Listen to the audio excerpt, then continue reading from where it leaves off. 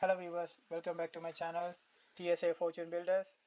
இன்றைக்கு நாங்கள் பார்க்க போகிற டாபிக் வந்து இன்வெஸ்ட்மெண்ட் அக்கௌண்ட்ஸ். என்னென்ன டைப்பில் இன்வெஸ்ட்மெண்ட் அக்கௌண்ட்ஸ் இருக்குன்றது யூஎஸில் என்ன இருக்குது, கனடாவில் என்ன இருக்குது. என்னென்ன நான் போகிற வீடியோஸ் வந்து யூஎஸ்க்கு கனடாவுக்கு தான் மோஸ்ட்லி இந்த அக்கௌண்ட்ஸ் டைப் இருக்குது. அதனால தான் நான் யூஎஸ்ஏ இன்வெஸ்ட்மெண்ட் அக்கௌண்ட்ஸ்னு ஃபஸ்ட்டு டாபிக் போட்டிருக்கிறேன். ஸோ அதை பற்றி தெரிஞ்சு கொள்ளவும் வாங்க பார்க்கலாம்.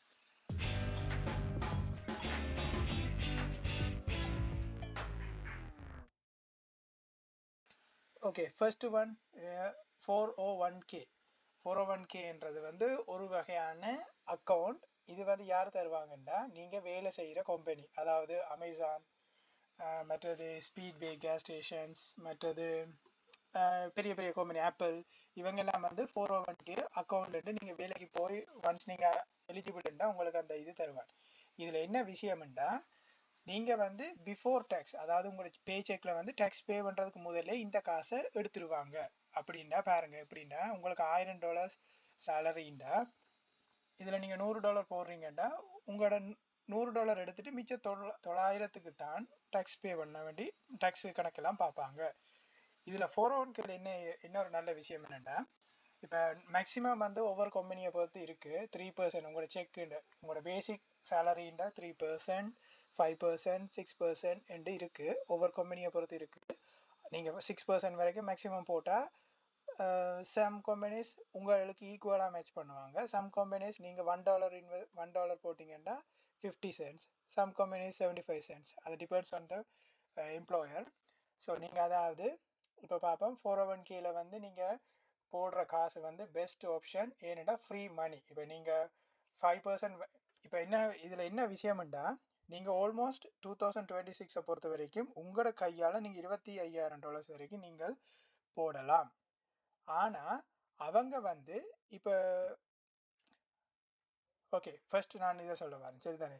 ஃபர்ஸ்ட் ஒரு கம்பெனி வந்து 5% மேட்ச் தருதுண்டா, 5%க்கு 5% மேட்ச் தருதுண்டா, ஃபர்ஸ்ட் அதை நீங்கள் கட்டாயம் நீங்கள் போட்டே ஆகணும். ஸோ 5% தந்தா, அதாவது 5% உங்களோட 5%ன்றது $100, அவனும் $100 போடுவான். இப்போ நீங்கள் 4% போட்டிங்கன்னா அவனும் 4% தான் போடுவான். விளங்குதா? இதுவே நீங்கள் 3% போட்டிங்கன்னா 3%. ஸோ அவன் உங்களுக்கு நீங்கள் 5% நீங்கள் போட்டிங்கன்னா தான் அவனும் 5% போடுவான். ஸோ நீங்கள் 3% போட்டு அவன் 5% போட மாட்டான். இது ஃபர்ஸ்ட் விஷயம். ஓகே, அடுத்த விஷயம் என்னென்னா, நீங்கள் வந்து 5% தாண்டி நீங்கள் 20% வரைக்கும் போடலாம். அதாவது இயருக்கு வந்து $25,000, அதாவது நீங்கள் 2000, ஆல்மோஸ்ட் மந்த்துக்கு நீங்கள் $2000 வரைக்கும் நீங்கள் போடலாம். ஆனால் அவன் வந்து அவன் இது படி என்ன இருக்கோ, அதாவது அவன் வந்து உங்களோட up to 5% வரைக்கும் தான் அவன் மேட்ச் பண்ணுவான். அவன் 5% வரைக்கும் தான் மேட்ச் பண்ணுவான். ஆனால் நீங்கள் வந்து ஆல்மோஸ்ட் இயருக்கு நீங்கள் 25,000 வரைக்கும் நீங்கள் போடலாம். நீங்கள் 25,000 போட்டிங்களா இருந்தால் அதில் ஒரு டேக்ஸ் பெனிஃபிட் இருக்குது. என்னென்னா, இது வந்து பிஃபோர் டேக்ஸ் என்ற ரீசனால் நீங்கள் இப்போ 75,000 உங்களோட சேலரி இயருக்குன்னா, நீங்கள் 25,000 நீங்கள் இந்த 401kல நீங்கள் உங்களோட கான்ட்ரிபியூஷன்ஸ் இருக்குன்னா உங்களுக்கு வந்து டேக்ஸபிள் இன்கம் வந்து $50,000. சரியா? இதுதான் மெயின் விஷயம். இது வந்து பிஃபோர் டேக்ஸ்ன்றதால உங்களோட டேக்ஸபிள் இன்கம்மை இது குறைச்சி காட்டும். ஓகேயா? புரிஞ்சுதான்? ஸோ ஆல்வேஸ் இந்த எம்ப்ளாயர் மேட்ச் வந்து எப்போவுமே ஃப்ரீ மணி. இப்போ உதாரணத்துக்கு நீங்கள் பாருங்க, ஒரு நபர் வந்து 100,000 மேக் பண்ணுறாருண்டா, அவருக்கு வந்து அவன் வந்து 5% தான் மேட்ச் பண்ணுவான் என்று பார்ப்போமே. சரியா? 5%.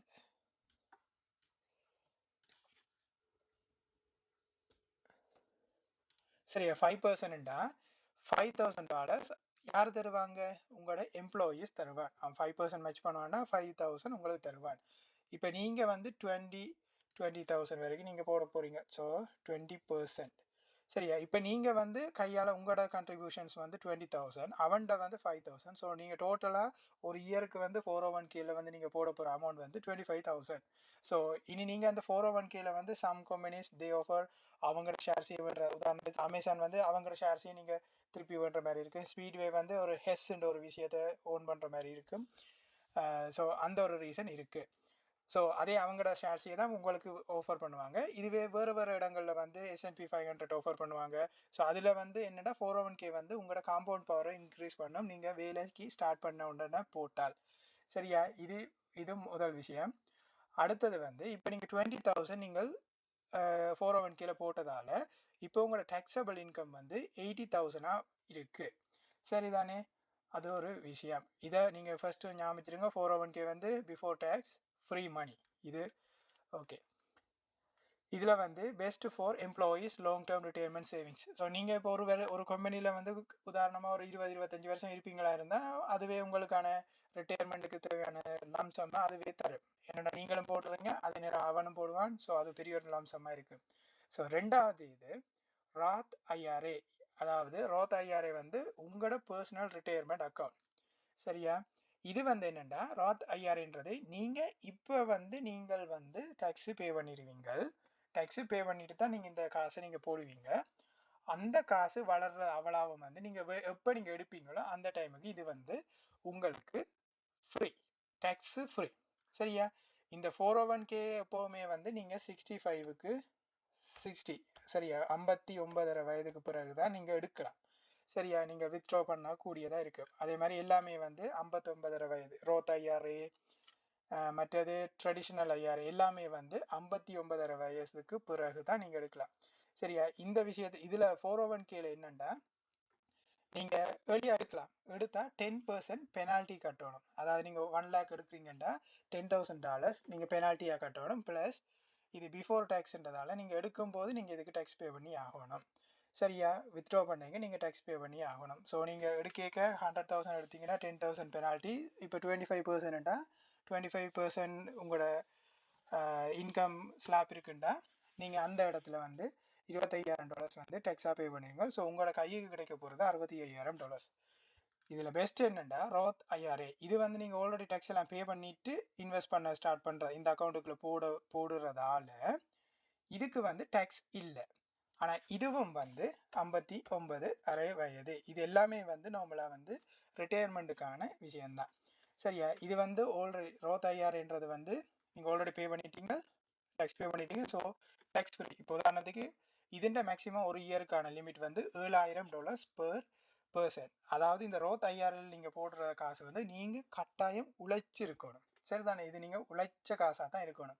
இப்போ ஒரு ஆள் கிஃப்டா தந்ததுன்னா நோ, அந்த கிஃப்ட் காசு இதுக்குள்ள போட இயலாது. அவங்களுக்கு நீங்க 7,000 கணக்கு காட்டி ஆகணும். சரியா? இது வந்து 1 லட்சம் போட்டு இது 5 மில்லியன் ஆயிட்டுதுண்டா அந்த 5 மில்லியனை நீங்க வித்ட்ரா பண்ணிக்க, அதாவது 59 பிறகு நீங்க வித்ட்ரா பண்ணும்போது உங்களுக்கு எந்த விதமான டேக்ஸும் இல்லை. 59க்கு முதல் நீங்க வித்ட்ரா பண்றீங்களா இருந்தா 10% பெனால்ட்டி கட்டி ஆகணும். சரியா? So your investment grow tax free. You can withdraw qualified retirement money tax free. So pay tax now. இப்போ நீங்க ஆல்ரெடி பே பண்ணிட்டீங்க. அதுக்கு பிறகு எப்பவுமே நீங்க பே பண்ண தேவையே இல்லை. இது யாருக்கு பெஸ்ட்டுண்டா young investor, people who expect to earn more in future. So இப்போ உங்களுக்கு வந்து இப்போ வந்து 25% ஸ்லாப்ல இருப்பீங்க. இப்போ நீங்கள் மில்லியனர் ஸ்டேட்டஸுக்கு போயிருக்க உங்களுக்கு வந்து 35% ஸ்லாப்புக்கு போவீங்கன்னு கன்சிடர் பண்ணால் இப்போ அந்த டைமில் நீங்கள் உங்களோட நார்மல் ப்ரோஃபோலியோ வந்து வளர்ந்துருக்கு, நீங்கள் வித்ட்ரா பண்ணிக்க நீங்கள் 35% டேக்ஸ் பே பண்ணணும். இந்த இடத்துல வந்து நீங்கள் ஆல்ரெடி டேக்ஸ் பே பண்ணினால நீங்கள் எந்த விதமான கவலையும் பட தேவையில்லை. ஆனால் இந்த இதுக்கு வந்து ஒரு லிமிட் இருக்குது. எவ்வளோ வேண்டாம் 7,000 பெர் இயர். அது எவ்ரி இயர் இன்க்ரீஸ் ஆகும். அது ஒவ்வொரு வருஷமும் ஒவ்வொரு டைமிங்கில் அது இன்க்ரீஸ் ஆகும். அதை நான் அதுக்கேற்ற மாதிரி வீடியோ போடுறேன். ஸோ இப்போ பார்ப்போம். ஒரு நபர் வந்து தன்னுடைய 21வது வயதிலேயே ஸ்டார்ட் பண்ணுறாருண்டா அவருக்கு எவ்வளோ வருஷம் இருக்குது? 44 வருஷம் இருக்குது. சரியா? ஸோ 7,000 படி 44 வருஷம் அவர் இன்வெஸ்ட் பண்ணுறாருண்டா அவர் ஆல்மோஸ்ட் $308,000 இன்வெஸ்ட் பண்ணிட்டார் ஆல்ரெடி. ஸோ இவர் வந்து இதுக்குள்ள வளர்றது வந்து ஆல்மோஸ்ட் 30 மில்லியன் ஆனால் கூட அவர் டேக்ஸ் பே பண்ணவே தேவை இல்லை. சரியா? அடுத்த விஷயம் வந்து traditional IRA. Traditional IRA is like your Roth IRA, but one major thing, இது வந்து டேக்ஸ் டிடக்ஷன் டுடே. சரியா? இது வந்து என்ன நடக்குதுன்னா நீங்க இப்ப வந்து டேக்ஸ் பே பண்ண தேவையில்லை, பிறகு டேக்ஸ் பே பண்ணணும். Same like 401k. 401k வந்து என்ன இருந்துன்னா இது எம்ப்ளாயர் மூலம் தான் இருக்கும். ஸோ 401k வந்து எல்லார்ட்டையுமே இருக்காது. ஏனென்றா அந்த எம்ப்ளாயி ஆஃபர் பண்ணினா மட்டும். ட்ரெடிஷ்னல் ஐஆர்ஏ நீங்கள் ஓப்பன் பண்ணி கொள்ளலாம். ஸோ இப்போ வந்து நீங்கள் டேக்ஸை சேவ் பண்ணுவீங்க, ஆனால் நீங்கள் பிறகு பே பண்ணணும். அதை ஆல்ரெடி சொல்லிட்டேன். நீங்கள் பிறகு பே பண்ணும்போது உங்களுக்கு மோஸ்ட்டாக இருக்க வாய்ப்பு இருக்குது. ஸோ அந்த டைமில் வந்து நீங்கள் நிறைய டேக்ஸ் பே பண்ண வேண்டி வரும். ஏன்னா உங்களோட ப்ரோஃபோலியோ க்ரோ பண்ணுறதால நிறைய வேல்யூ இருக்குது. வேல்யூவை வித்ட்ரா பண்ணிக்க நீங்கள் டேக்ஸ் பே பண்ண வேண்டி வரும். இது என்ன ட்ரெடிஷ்னல் ஐஆர்ஏ. எப்போவுமே பெஸ்ட் ஆப்ஷன் என்னென்னா எனக்கு தெரிஞ்சு இது ஃபர்ஸ்ட் இது 401k. ஏனெண்டா இந்த ஃப்ரீ மணி. அடுத்தது வந்து ரோத் ஐஆர்ஏ. இது லிமிட் இருக்குது. இதுவும் லிமிட் இருக்குது 25,000 இதுக்கு 7,000 லிமிட் பெர் இயர். இதுவும் வந்து அதே தான். சரியா, money you pay tax then later. So அடுத்தது வந்து HSA அக்கௌண்ட். இது வந்து ஹெல்த் சேவிங்ஸ் அக்கௌண்ட் இங்கே இருக்கு. இது வந்து என்னன்னா ஹை டிடெக்டபிள் உங்களோட இன்சூரன்ஸ் இருக்குமா இருந்தால் நீங்கள் வந்து HSA அக்கௌண்ட்டுக்கு எலிஜிபிள். அதாவது நீங்கள் மாதம் கட்டுற ப்ரீமியம் குறைவாக இருக்கும், ஆனால் ஹாஸ்பிட்டலுக்கு போனீங்கன்னா உங்களோட கையால் கட்டுற காசு வந்து அதிகமாக இருக்கும். ஸோ உதாரணத்துக்கு வந்து நான் சொல்கிறேன், ஒரு பெரிய ஒரு எமர்ஜென்சி பில் ஒரு 14,000 15,000 வருதுன்னா ஆல்மோஸ்ட் நீங்கள் 7.5 ஆஃப் த மணி கட்டுற உதாரணத்துக்கு சொல்கிறேன். ஏன்னா இதுன்ற டீட்டெயில் ஒவ்வொரு டைப் இருக்குது. ஸோ இது வந்து நீங்கள் எலிஜிபிள்ண்டா நீங்கள் இதை அப்ளை பண்ணலாம். இது வந்து சூப்பரான விஷயம். ஸோ அதை பார்த்துக்கொள்ளுங்க. இதுக்கு வந்து என்னென்னா ட்ரிபிள் டேக்ஸ் அட்வான்டேஜ்னு சொல்லுவாங்க. ஸோ இதுக்குள்ளே நீங்கள் போடுற மணி வந்து டேக்ஸ் ஃப்ரீ. சரியா, நீங்கள் போட்ட மணியை வெளியில் எடுக்கலாம், அது எல்லாம் செய்யலாம். ஆனால் மெடிக்கலுக்கு மட்டும் எடுக்கணும், tax free. Investment are growing, tax free. உள்ளுக்கு வளர்ற இன்வெஸ்ட்மெண்ட், இப்போ நீங்கள் இதுக்குள்ள போகிற காசு முழுக்க க்ரோ ஆகும். இதுவும் வந்து ஒரு மாதிரி ஆன ப்ரோக்கரேஜ், இப்போ இன்வெஸ்ட்மெண்ட் அக்கௌண்ட் தான். என்ன, நீங்கள் ஷேர்ஸை வேண்டி விட்டுட்டு உங்களுக்கு மெடிக்கலுக்கு, இது வந்து அந்த மெடிக்கலுக்கு நீங்கள் பே பண்ணலாம். அதாவது நீங்கள் 7,000 பே பண்ணுறீங்கல்ல, அந்த 7,000 நீங்கள் இதன் மூலம் பே பண்ணலாம். சரியா, money goes tax free, investment are growing tax free, வளர்றது. மற்றது qualified medical withdrawal are tax free. வெளியில் நீங்கள் எடுக்கலாம், அது வந்து இப்போ குவாலிஃபைடு ஒரு இதுக்கு இந்த HSAக்கு ஏற்ற மாதிரி குவாலிஃபைவாக இருந்தீங்கன்னா, அந்த குவாலிஃபைடு மெடிக்கல் வித்ட்ரோவலாக இருந்தால் அதுக்கு வந்து டேக்ஸ் இல்லை. சரியா, இது சம்மந்தமாக வேறு எதுவும் எக்ஸ்ட்ராவாக தேவைன்னா கீழே கமெண்ட் பண்ணுங்கள். சரியா, ஏன்னா நான் கொஞ்சம் ஃபாஸ்ட்டாக போகிறேன்னு நினைக்கிறேன். இது வந்து சிம்பிள் விஷயம். ஸோ அதனால் ஃபாஸ்ட்டாக இவ்வளோ தான் இந்த டைப்பில் தான் இருக்குது. அடுத்தது வந்து உங்களோட நார்மல் ப்ரோக்கரேஜ் அக்கௌண்ட். இது வந்து ஃப்ளெக்சிபிள். இதுக்கு வந்து இதுக்கு எந்த விதமான லிமிட்டும் இல்லை. ரிட்டையர்மெண்ட் ரூல்ஸ் இல்லை, ஏஜ் லிமிட் இல்லை, கான்ட்ரிபியூஷன்ஸ் லிமிட் இல்லை. நீங்கள் என்னவும் செய்யலாம். சரிதான, stock, ETF, mutual fund, bond, இதை பற்றியெல்லாம் வர வீடியோஸில் நீங்கள் பார்ப்பீங்க. ஸோ இது வந்து உங்களோட மெயினாக, அதாவது இதெல்லாம் செஞ்சு முடிச்சிட்டிங்கன்னா கடைசியாக இதுக்கு வாங்க. சரியா, ப்ரோக்கரேஜ் அக்கௌண்ட்டுக்கு வாங்க. ஏனெண்டா இது வந்து ஃபஸ்ட்டு இது இருக்கா, எஸ், இதுக்கு போங்க, மேக்ஸ் அவுட் பண்ணுங்கள். $25,000 மேக்ஸ் அவுட் பண்ணுங்கள். ஏனெண்டா உங்களோட சம்பளத்தை குறைச்சி காட்டும். ஸோ டேக்ஸ் ரிட்டர்னில் நீங்கள் ரீஃபண்ட் எடுக்கலாம். அது ஒரு விஷயம். நெக்ஸ்ட் வந்து இவருக்கு $7,000 போடலாம்னா இவருக்கு இதை போடுங்க ஃபஸ்ட்டு. சரி, அதுக்கு அடுத்ததான் இப்போ இவர் 401k இல்லைன்னா ஸ்ட்ரைட்டாக நீங்கள் இதுக்கு வாங்க.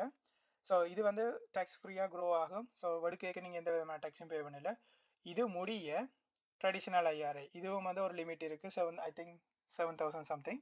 ஸோ இதுவும் வந்து ஒரு லிமிட் இருக்கிறதால நீங்கள் இதுக்கும் வந்து ஒரு கொஞ்சம் தான் அந்த காசையும் போட்டு முடியுங்க. HSA வந்து எல்லாரும் குவாலிஃபை ஆக முடியாது. ஏன்னா இங்கே வந்து ஹை டிடக்டபிள் பிளான் எடுக்கிறதுன்றது நார்மலாக குறைவு. அதனால் HSA அக்கௌண்ட்டுக்கு நீங்கள் எலிஜிபிளாக நீங்கள் ட்ரிபிள் டேக்ஸ் அட்வான்டேஜ் நீங்கள் அதன் மூலம் எடுக்கலாம். ஸோ நான் HSA அக்கௌண்ட் பற்றி கொஞ்சம் இன்னும் நிறைய விளக்கமாக நிறைய இருக்குது. ஸோ அதை பற்றி நான் அடுத்த வீடியோஸில் போடுறேன். ஸோ அடுத்தது நீங்கள் ப்ரோக்கரேஜ் அக்கௌண்ட். இது நீங்கள் இன்றைக்கு 1,00,000 போட்டு நாளைக்கு வெளியிலையும் எடுக்கலாம். அதுக்கு வந்து எந்த விதமான தடையும் இல்லை. இது உங்களோட ஃப்ளெக்சிபிள். சரிதானே, இவ்வளோ தான் இங்கே இருக்கிற மெயினான அக்கௌண்ட் டைப். சரியா, நான் நினைக்கிறேன் எனக்கே தெரியாமல் நான் இந்த ஆர்டர்லேயே தான் போட்டிருக்கேன். ஸோ இதே ஆர்டரில் நீங்கள் ஃபாலோ பண்ணுங்கள். ஃபஸ்ட்டு இதை மேக்ஸ் அவுட் பண்ணுங்கள் இருந்தால் அடுத்தது இது கட்டாயம் எல்லாருக்கும் தேவையான விஷயம். வேறு இதுவும் வந்து நீங்கள் 250,000 ஐ திங்க் 300,000க்கு மேலே மேக் பண்ணிங்களா இருந்தால் உங்களுக்கு வந்து இதுக்கு நீங்கள் எலிஜிபிள் இல்லை. ஸோ அதுக்கான வாய்ப்பு எனக்கு தெரிஞ்சு குறைவு. அப்படியானாக்கள் இந்த சேனல் பார்க்குறேன்டா, அப்பா கங்க்ராச்சுலேஷன்ஸ், தேங்க்யூ ஃபார் வாட்சிங். அடுத்தது வந்து ட்ரெடிஷ்னல் IRA, இதுவும் ஒரு லிமிட். ஓகே, இவ்வளோ தான். இப்போ பார்ப்போம். அடுத்தது வந்து கனடா. ஏன் கனடாண்டா, நம்ம ஸ்ரீலங்கன் பீப்புள் தானே, கனடாவில் தானே நிறைய பேர் இருக்காங்க, அமெரிக்காவில் குறைவு. ஸோ அவங்களுக்காக தான் இது. ஸோ இதே ஆர்டரில் இதுவும் இருக்குது, RRSP. சரியா, இதுன்ற பேர்கள் அதில் எனக்கே தெரியாது, இவ்வளோ தான் கடந்தது. So RRSP, TFSA, FHSA. சரி, ஓகே, இதெல்லாம் என்னென்னது பார்ப்போம். ஸோ இது வந்து registered retirement savings plan, RRSP.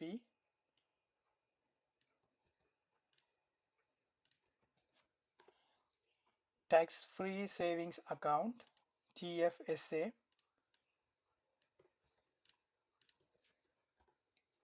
FHSA, first home savings account, இது வந்து அமெரிக்காவில் இல்லை.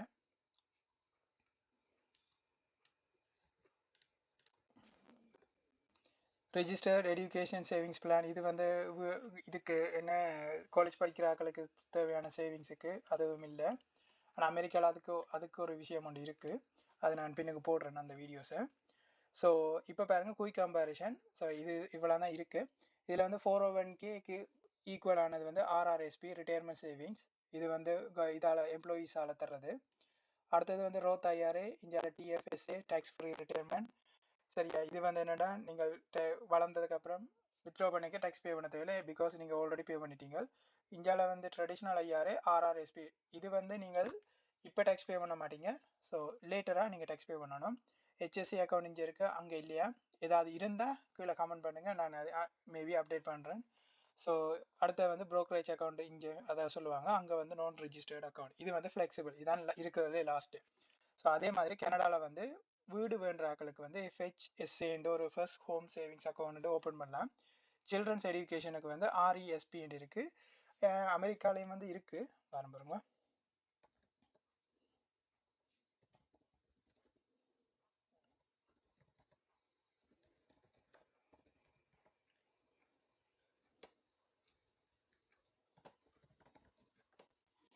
ஸோ அதுக்கு வந்து எஸ் 529 ஒரு இது இருக்குது, 529 பிளான்.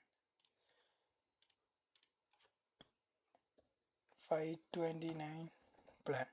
ஸோ இப்படி ஒரு விஷயம் இருக்குது. 529 பிளான்ன்றது என்னென்னா, இப்போ வந்து பேரண்ட்ஸ் வந்து பிள்ளைகளோட படிப்புக்காக அதுவும் காலேஜ் இதுகளுக்காக கொஞ்சம் கொஞ்சமாக காசு போட்டு, அதுவும் இன்வெஸ்ட்மெண்ட் அக்கௌண்ட் மாதிரி தான் அதை போட்டு இது செய்கிறது. அப்படி அந்த பிள்ளை வந்து காலேஜுக்கு போகலையா இருந்தால் அந்த அக்கௌண்ட்டை IRA அக்கௌண்ட்டா, ஐ மீன் ட்ரெடிஷ்னல் IRA அக்கௌண்ட்டா அது கன்வெர்ட் ஆகும். அவங்களோட காலேஜ் இது எடுக்கலைண்டா அது கன்வெர்ட் ஆகும். ஸோ அவங்க வந்து அந்த காசை வந்து 60 இயர்ஸுக்கு 59 வயதுக்கு பிறகு தான் நீங்கள் அவங்க எடுக்கலாம் அந்த சில்ட்ரன்ஸ். சரியா, இதே மாதிரி கனடாவில் தானே இருந்தால் கனடாவில் இருந்து பார்க்குறாக்கள் கீழே என்ன விஷயம் ஏதாவது ஆட் பண்ண இருக்குன்னா சொல்லுங்கள். அதே மாதிரி அமெரிக்காவில் இருக்கிறாங்களும் பார்த்து சொல்லுங்கள். So which account should you use first? So அதே ஆர்டர் தான். 401K, Roth IRA, HSA if eligible, அடுத்தது ப்ரோக்கரேஜ் அக்கௌண்ட். அதே மாதிரி கனடாவில் வந்து TFSA, RRSP, FHSA இது வந்து ஹோம் பையிங்குக்காக, ஸோ டவுன் பேமெண்ட் சேர்க்கறதுக்காக. அடுத்தது வந்து நான் registered account. So simple way to remember, think of these account special container. தெரிந்தானே, இது எல்லா டைப் ஆஃப் அக்கௌண்ட் வந்து ஒவ்வொரு டைப் ஆஃப் கண்டெய்னர், உங்களோட கிச்சனில் இருக்கிற கண்டெய்னர் மாதிரி. ஸோ அதில் எல்லாம் வந்து ஒரே விஷயம்தான், ஆனால் அதுக்குள்ள போடுற காசை பொறுத்து உங்களால் நிறைய காசை வந்து டேக்ஸாலையும் அதே நேரம் வித்ட்ரா பண்ணிக்க உங்களால் நிறைய காசு மிச்சமும் பிடிக்கக்கூடியதாக இருக்கும். ஸோ இவ்வளோந்தான் இது சம்மந்தமான வீடியோ. ஸோ வேறு ஏதாவது உங்களுக்கு தெரிஞ்சால் கீழே கமெண்ட் பண்ணுங்கள். இந்த வீடியோக்கு லைக் பண்ணுங்கள், ஷேர் பண்ணுங்கள், மறக்காமல் இந்த சேனலுக்கு சப்ஸ்கிரைப் பண்ணுங்கள். ஸோ